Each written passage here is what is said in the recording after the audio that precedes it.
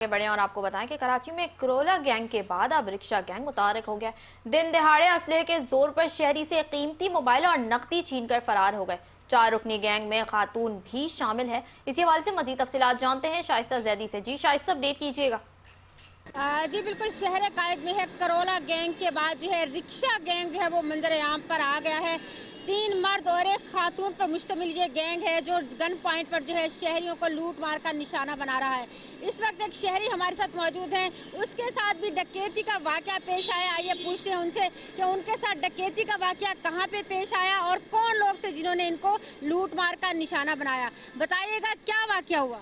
जी ma'am, मैं office के लिए आ रहा था, मशरक सेंटर में काम करता हूँ। मेरे पास मोबाइल था 50-60 हज़ार का, बहुत महंगा मोबाइल था, और मेरे पास नकदी कुछ पैसे थे, वो भी उन्होंने मुझे रिक्शे में गन पिस्टल पे बैठाया। मतलब पैसे सारे ले लिए मुझसे, मोबाइल भी छीन लिया, और मतलब फिर मुझे उतार के यहाँ से चले गए, फरार हो गए।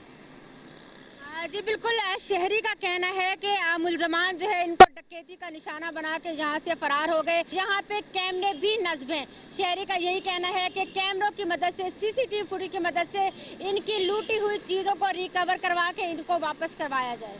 जी।